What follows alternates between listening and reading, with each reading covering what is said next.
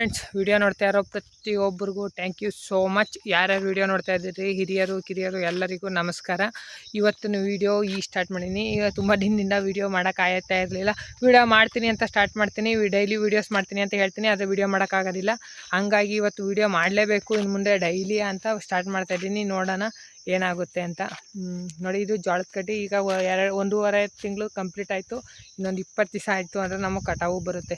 ಈ ಗೊಬ್ಬರ ಎಲ್ಲ ಕೊಟ್ಟಾಗಿತ್ತು, ನೀರು ಹೊಡೆಯೋಣ ಅಂತ ಬಂದೆ. ಮಳೆನೇ ಆಗೈತೆ, ನೆನ್ನೆ ಸಾಕು. ನೀರು ಹೊಡೆಯೋ ಕೆಲಸ ಸ್ವಲ್ಪ ಕಮ್ಮಿ ಆಯಿತು.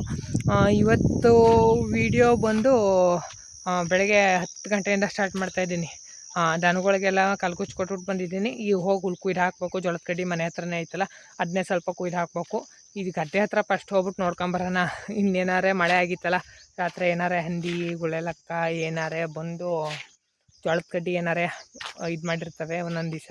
ಮತ್ತು ಕೆಳಗೆ ಒಂದು ಸ್ವಲ್ಪ ಜೋಳ ಹಾಕಿದ್ವಲ್ಲ, ಈಗ ಹೊಸ್ದಾಗಿ ಆ ಜೋಳದ ಕಡ್ಡಿಗೆ ಏನಾರೇ ಊಟಕ್ಕೆ ಬಂದಿರ್ತವೆ ಅಂದ್ಬಿಟ್ಟು ಬಂದೆ. ಇದೊಂದು ಹೊಲ. ಈ ಹೊಲಕ್ಕೆ ಹೆಚ್ಚು ಕಮ್ಮಿ 3.5 ಬ್ಯಾಗ್ ಹಾಕಿದ್ದೀನಿ ಜೋಳದ ಕಡ್ಡಿಯ. ಇದೊಂದು ಹೊಲಕ್ಕೆ. ಇನ್ನು ಈ ಹೊಲಕ್ಕೆ ಅಲ್ಲಿ ಕಾಣಿಸ್ತಾ ಇತ್ತಲ್ಲ ಆ ಕಡೆ ಜೋಳ, ಅದು ಬಂದು 4 ಬ್ಯಾಗ್ ಪೂರ್ತಿ ಜೋಳ ಹಾಕಿದ್ದೀನಿ. ಅದಕ್ಕೆ 4 ಬ್ಯಾಗ್ ಜೋಳ ಹಾಕಿದ್ದೀನಿ. ಇದಕ್ಕೆ ಬಂದು 3.5 ಬ್ಯಾಗ್ ಜೋಳ ಹಾಕಿದ್ದೀನಿ. ಒಟ್ಟಿಗೆ 7.5 ಬ್ಯಾಗ್ ಜೋಳ ಈಗ ರೆಡಿ ಆಗೈತೆ. ಇನ್ನೊಂದು ತಿಂಗಳಿಗೆ ಮೇವು ಬರುತ್ತೆ. ಅದು ಕಳೆದ್ರೆ ಈಗ ಮುಂಚೆಗೆ ಈಗೊಂದು ಸ್ವಲ್ಪ ಹಾಕಿದ್ದೀನಿ ಜೋಳದ ಕಡ್ಡಿಯ. ಅದು ಒಂದು ಸ್ವಲ್ಪ ರೆಡಿಯಾಗಿ ಇನ್ನು ಬರುತ್ತೆ. ಸದ್ಯಕ್ಕೆ ಈಗ ದನಗಳಿಗೆ ನಾವು ಹೊಟ್ಟೆಗಿಲ್ಲ ಅಂದರೆ ಎಲ್ಲರೂ ಹೋಗ್ಬಿಟ್ಟು ತಿನ್ಬಿಡ್ಬೋದು. ದನಿಗೆ ಮೇವಿಲ್ಲ ಅಂದ್ರೆ ಮಾತ್ರವ ಭಾರಿ ಕಷ್ಟ. ಈ ಜೋಳದ ಕಡ್ಡಿ ಸೈಲೇಜು ತಗೊಂಡು ನಾವು ಹಸ್ಕೊಂಡು ಸತ್ತೀವಿ ಅಂದರೆ ಸ್ವಲ್ಪ ಕಷ್ಟನೇ ಆಯ್ತದೆ. ಈ ಸತಿನೇ ನಾನು ದನ ಸಾಕ್ದಾಗ್ಲಿಂದವ ಈ ವರ್ಷನೇ ಹೆಚ್ಚು ಪರ್ಸೆಂಟು ದನಿಗೆ ಮೇವು ತಗೊಂಡು ಜೋಳದ ಕಡ್ಡಿ ತಗೊಂಡು ಹಾಕಿರೋದು. ಇಷ್ಟು ವರ್ಷದಲ್ಲಿ ಏನು ಹಬ್ಬ ಅನ್ನೋ 1 ಲಕ್ಷ ರೂಪಾಯಿ ಮೇವು ತಗೊಂಡಿತ್ತಿಲ್ಲ. ಈ ವರ್ಷ ಒಂದೇ ವರ್ಷದಲ್ಲಿ 4 ವರ್ಷಕ್ಕೆ 1 ಲಕ್ಷ ರೂಪಾಯಿ ಮೇವು ತಗೊಂಡಿತ್ತಿಲ್ಲ. ಈ 1 ವರ್ಷದಲ್ಲಿ ಹೆಚ್ಚು ಕಮ್ಮಿ ಒಂದು 70,000 ರೂಪಾಯಿ 80,000 ರೂಪಾಯಿ ಮೇವು ಒಂದೇ ವರ್ಷದಲ್ಲಿ ತಗೊಂಡಿನಿ. ಲೆಕ್ಕ ಹಾಕ್ಕೊಳ್ಳಿ. ಈ ಸತಿ ದನನೂ ಜಾಸ್ತಿ ಅದು. ನಾನು ಸ್ವಲ್ಪ ಸೋಂಬೇರಿ ಬಿದ್ದೆ. ಜೋಳ ಹಾಕೋಕ್ಕೆ ಟೈಮು ಸರಿಯಾಗಿ ಜೋಳದ ಕಡ್ಡಿ ಹಾಕಲಿಲ್ಲ, ಬೆಳೀಲಿಲ್ಲ. ಒಂದೇ ಸತಿ ಒಂದು ಬ್ಯಾಚ್ 40,000 ಕೊಟ್ಟು ತಗೊಂಡೆ, ಒಂದು ಬ್ಯಾಚ್ 20,000 ಕೊಟ್ಟು ತಗೊಂಡೆ. ಇದು ತಿರ್ಗಾ 13,000 ಕೊಟ್ಟು ಒಂದು ಕಡ್ಡಿ ತಗೊಂಡೆ. ಅಲ್ಲಿಗೆ 73,000 ರೂಪಾಯಿ ಕಡ್ಡಿ ತಗೊಂಡೇನಿ. ಈ 1 ವರ್ಷದಲ್ಲಿ 73,000 ರೂಪಾಯಿ ಕಡ್ಡಿ ತಗೊಂಡು ದನಿಗೆ ನನಗೆ ಅಷ್ಟು ಲಾಭ ಏನೋ ಕಂಡಿಲ್ಲ. ಏಕೆ ಅಂದರೆ ಕಡ್ಡಿನೇ ಜಾಸ್ತಿ ತಗೊಂಬಿಟ್ನಲ್ಲ, ಕಡ್ಡಿ ಜಾಸ್ತಿ ತಗೊಳ್ಳೋಕ್ಕಾಯ್ತು. ಇನ್ನು ಈ ವರ್ಷ ಈ ವರ್ಷದಲ್ಲಿ ಗೋಲಿರೋದು, ಈ ವರ್ಷ 1 ರೂಪಾಯಿ ಕಡ್ಡಿ ತಗೋಬಾರ್ದು, 1 ರೂಪಾಯಿ ಹುಲ್ ತಗೋಬಾರ್ದು. ಇನ್ನು ಮುಂದಕ್ಕೆ ಆದಷ್ಟು ನಾನೇ ಕಡ್ಡಿ ಕೊಡಬೇಕು ಹೊರತು ಕಡ್ಡಿ ತಗೋಬಾರ್ದು.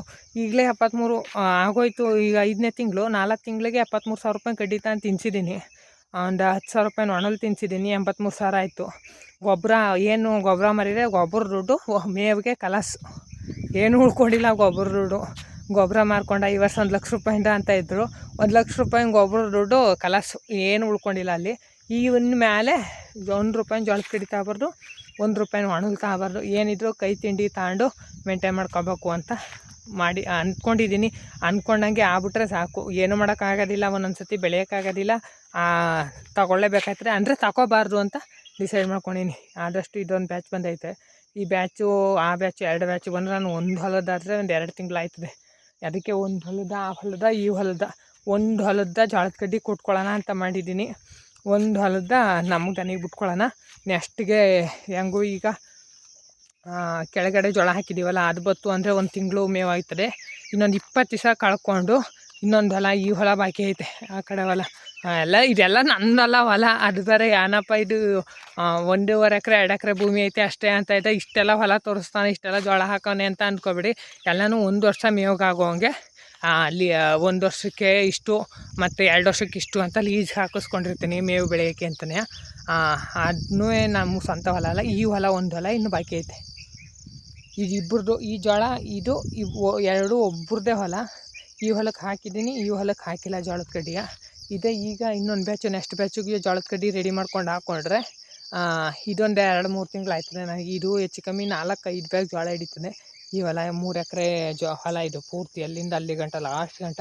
ಆ ತೋಟ ಎಡ್ಜ್ ಎಲ್ಲಿ ಗಂಟ ಕಾಣಿಸ್ತಾ ಐತೆ ಅಲ್ಲಿ ಗಂಟ, ಅಲ್ಲಿಂದ ಇಲ್ಲಿ ಗಂಟ 3 ಎಕರೆ ಬರ್ಬೋದು ಇದು ಹೊಲ. ಈ ಹೊಲವ ಈಗ ನೆಕ್ಸ್ಟ್ಗೆ ರೆಡಿ ಮಾಡಬೇಕು. ಆ ಕೆಳಗಡೆ ಈ ಜೋಳ ಹಾಕಿದಂಗೆ ಕೆಳಗಡೆ ಈಗ 10 ದಿವಸದಲ್ಲಿ ಹಾಕಿದ್ದೀನಿ.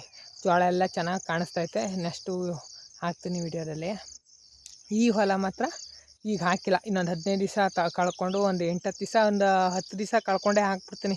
ಯಾಕೆಂದರೆ ಆಮೇಲೆ ಹತ್ತ ಲೇಟ್ ಮಾಡ್ಕೊಂಡ್ರು ಕಷ್ಟ. 10 ದಿವಸ ಕಳ್ಕೊಂಡು ಹಾಕಿದ್ರೆ ಇದೊಂದು ಅರ್ಧ ಹೊಲ ಕುಯ್ಕೊಂಬಿಟ್ಟು ಜೋಳದ ಕಡ್ಡಿಯ ಸಡನ್ನಾಗಿ ಉಳಿಸ್ಬಿಟ್ಟು ಇನ್ನೊಂದು ಬ್ಯಾಚ್ ಹಾಕಕ್ಕೆ ರೆಡಿ ಮಾಡ್ತೀನಿ.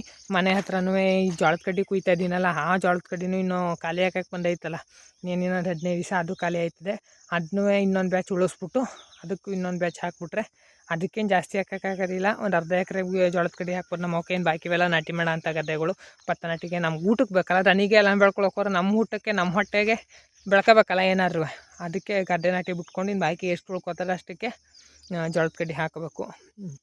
ಭೂಮಿ ಕಮ್ಮಿ ಐತೆ, ಹೈನುಗಾರಿಕೆ ಮಾಡೋಕ್ಕಾಗಕ್ಕಿಲ್ಲ ಅಂತ ಯಾರೂ ಕಮ್ಮಿ ಕೈ ಕಟ್ಟಿ ಕೂತ್ಕೊಳ್ಳೋಂಥದ್ದಿಲ್ಲ. ಎಲ್ಲರೂ ಮಾಡೋಕ್ಕೆ ಈಗ ಹೊರಗಡೆ ಇರ್ತಾರೆ, ಸಿಟಿಲಿರ್ತಾರೆ, ಅಂಥರ ಭೂಮಿಗಳು ಸಿಗ್ತವೆ. ಮತ್ತು ವಯಸ್ಸಾಗಿರೋರು ಇರ್ತಾರೆ, ಮಕ್ಕಳೆಲ್ಲ ಕೆಲಸದಲ್ಲಿರ್ತಾರೆ, ಅಂಥರ ಭೂಮಿ ಸಿಗ್ತವೆ. ಅಂಥರ ಭೂಮಿ ವರ್ಷಕ್ಕೆ ಇಷ್ಟು ಅಂತ ಲೀಸ್ಗೆ ಹಾಕಿಸ್ಕೊಬೋದು. ಅಥವಾ ಒಟ್ಟಿಗೆ ಇಷ್ಟು ದುಡ್ಡು ಕೊಟ್ಬಿಡ್ತೀವಿ, ನೀವು ದುಡ್ಡು ಕೊಟ್ಟಾಗ ಹೊಲ ಬಿಟ್ಕೊಡ್ತೀವಿ ಅನ್ನೋ ಲೆಕ್ಕಕ್ಕಾರು ಮಾಡಿಸ್ಕೊಬೋದು. ಹಂಗೆ ಮಾಡಿಸ್ಕೊಂಡು ಬೆಳ್ಕೊಬೋದು. ಭೂಮಿಯ ಲಾಸ್ ಆಗೋದಿಲ್ಲ.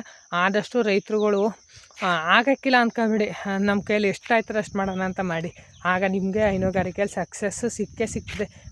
ಈಗ ಎಷ್ಟೋ ಜನ, ಸುಮಾರು ಜನ ಒಬ್ಬರು ಮೇಳ ಮಾಡ್ತಾಯಿದ್ರು, ಹೈನುಗಾರಿಕೆ ಹಸ್ಕೊಳ್ಳೋದು ತರ್ತೀವಿ, 2 ಹಸ್ಕೊಳ್ಳೋ ಮಾಡ್ತೀವಿ ಅಂತ. ಅವ್ರು ಎಲ್ಲೆಲ್ಲ ಹೊರಗಡೆ ಹೋಗಬೇಕು ಅಂದರೆ ಹಸ್ಕೊಳ್ಳೋ ಸಾಕೋಕ್ಕಾಗೋದಿಲ್ಲ.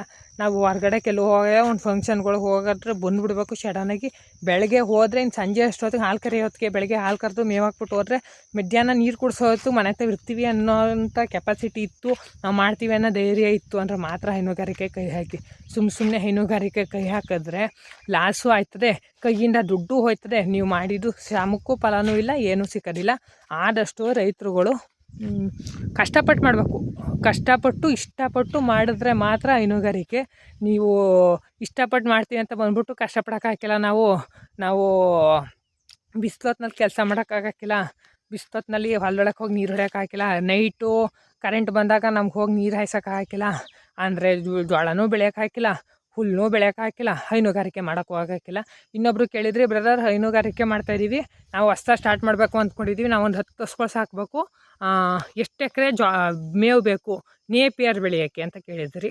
ಬ್ರದರ್ ನೇಪಿಯರ್ ಆದರೆ 10 ಹಸುಗಳಿಗೆ ನಿಮಗೆ ಕನಿಷ್ಠ ಅಂದರೂ 10 ಹಸುಗಳಿಗೆ ನಾನು ಹೇಳ್ತಾ ಇರೋದು ಜೋಳದ ಕಡ್ಡಿಗಲ್ಲ, ಸೀಮಾ ಹುಲ್ಲು ಬೆಳೆಯೋಕ್ಕೆ 1.5 ಇಂದ 2 ಎಕರೆ ಮೇವಾಯಿತು ಅಂದರೆ, ಚೆನ್ನಾಗಿ ಬೆಳೆಯೋಕ್ಕೆ ನಿಮಗೆ ಜಾಗ ಇತ್ತು, ಮೇವಾಯಿತು, ಮೇವು ಬೆಳೆಯೋಕ್ಕೆ ನೀರಿತ್ತು, ಗೊಬ್ಬರ ಫಲವತ್ತಾಗಿರೋ ಭೂಮಿ ಇತ್ತು ಅಂದರೆ 1.5 ಇಂದ 2 ಎಕರೆ ಜಾಗ ಇತ್ತು ಅಂದರೆ 10 ಹಸುಗಳಿಗೆ ಆರಾಮ್ಸಾಗಿ ಮೇಂಟೈನ್ ಮಾಡ್ಬೋದು.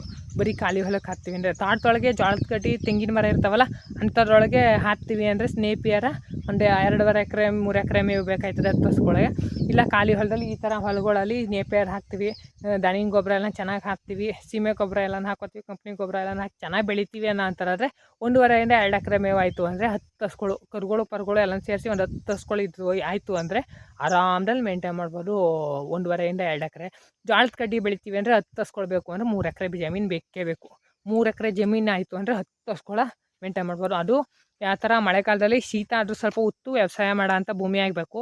ಹಂಗಾದರೆ 10 ಹಸುಗಳಾಯಿತು ಅಂದರೂ ಮೇಂಟೈನ್ ಮಾಡ್ಕೊಬೋದು. ಇನ್ನು ಕೆಬ್ಬೆನೆಲ, ಇನ್ನು ಎರೆ ಭೂಮಿ ಆಯಿತು ಅಂದರೆ ಮಳೆಗಾಲದಲ್ಲಿ ಬೆಳೆಯೋಕ್ಕಾಗಿಲ್ಲ ಅಂದರೆ ಅದಕ್ಕೆ ಸ್ವಲ್ಪ ಕಷ್ಟ ಆಯ್ತದೆ. ಬೇಸಿಗೆಲೇ ಬೆಳ್ಕೊಂಡು ಸೈಲೇಜ್ ಮಡಿಕೋತೀವಿ ಅನ್ನೋ ಅಂಥವ್ರಿಗೆ ಮಾಡ್ಕೊಬೋದು.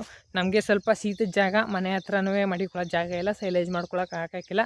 ಮುಂದಕ್ಕೆ ಏನಾರೋ ಪ್ಲ್ಯಾನ್ ಮಾಡಿ ಯಾವ್ದನ್ನಾರ ಒಂದು ಮಾಡಿ ಒಟ್ಟಿನಲ್ಲಿ ಸೈಲೇಜ್ ಮಾಡ್ಕೋಬೇಕು. ಈಗ 17-18 ದನಿಗೆ ನಾನು ಎಲ್ಲಕ್ಕೂ ಡೀಲಿ ಕುಯ್ದು ಹಾಕ್ತೀನಿ ಅಂದರೆ ಭಾರಿ ಕಷ್ಟ. ಅಂತೂ ಕಷ್ಟ ಆಯ್ತದೆ ಅಂದರೂ ಇಷ್ಟಪಟ್ಟು ಮಾಡ್ತಾ ಇರೋ ಹೊತ್ತಿಗೆ ಹೆಂಗೋ ಮಾಡ್ತಾಯಿದ್ದೀನಿ. ಕಷ್ಟ ಆಯ್ತದೆ ಅಂತ ಮಾಡೋದು ಬಿಟ್ಟಿದ್ರೆ ಆಯ್ತಾ ಇರಲಿಲ್ಲ. ಆದಷ್ಟು ರೈತರುಗಳು ಕಷ್ಟಪಟ್ಟು ಮಾಡ್ತೀವಿ ಅನ್ನೋದಕ್ಕಿಂತ ಇಷ್ಟಪಟ್ಟು ಮಾಡಿ ಹೈನುಗಾರಿಕೆನ. ತುಂಬ ಅಂದರೆ ತುಂಬ ಸಕ್ಸಸ್ ಸಿಗ್ತದೆ.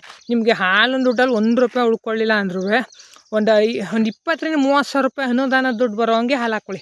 ಆಗ ಒಂದು ದಿವಸಕ್ಕೆ 100-120 ಲೀಟ್ರ್ ಹಾಲು ಹಾಕ್ಕೊತು ಅಂದರೆ ನಿಮ್ಗೆ ಆ ದುಡ್ಡು ಉಳ್ಕೊಂಡ್ರೆ ಸಾಕು. ನಿಮ್ಮ ಖರ್ಚೆಲ್ಲನೂ ಹಾಲಿನ ದುಡ್ಡಲ್ಲಿ ಹೊಡ್ಕೊಂಡು ಹೋಗಿರ್ತದೆ. ಹಸುಗಳು ಫೀಡೊಂದು, ಮೇವೊಂದು, ಮನೆ ಖರ್ಚು ಎಲ್ಲನೂ ಹಾಲಿನ ದುಡ್ಡು ಹೊಡ್ಕೊಂಡು ಹೋಗಿರ್ತದೆ. ಇನ್ನು ಏನು ಉಳ್ಕೊತದೆ ಅದು ಗೊಬ್ಬರದ್ದು ಉಳ್ಕೊತದೆ ಒಂದು, ಆಮೇಲೆ ಒಂದು ಮೇವೊಂದು ಎಲ್ಲನೂ ಖರ್ಚೆಲ್ಲನೂ ಇದು ಹಾಲಿನ ದುಡ್ಡು ಹೊಡ್ಕೊಂಡು ಹೋಗಿರ್ತದೆ. ಬೋನಸ್ಸು ಯಡಿಯೂರಪ್ಪನ ದುಡ್ಡು ಅಂತ ಏನು ಹೇಳ್ತೀರಿ, 5 ರೂಪಾಯಿ ಅದು ಉಳ್ಕೊತದೆ. ಇನ್ನು ತಿಂಗಳಿಗೆ ವರ್ಷಕ್ಕೊಂದು ಸರ್ತಿ ಏನಾರ ಡೈರಿಯಿಂದ ಕೊಡ್ತಾಯಿದ್ರೆ ಬೋನಸ್, ಅದು ಉಳ್ಕೊತದೆ. ಹೈನುಗಾರಿಕೆ ಲಾಸ್ ಆಗೋದಿಲ್ಲ. ನಮ್ಮಿಂದ ನಾವು ಲಾಸ್ ಮಾಡ್ಕೊತೀವಿ ಅನ್ನೋದೊಂದು ಬಿಟ್ರೆ ಹೈನುಗಾರಿಕೆ ಲಾಸ್ ಹಾಕಿಲ್ಲ.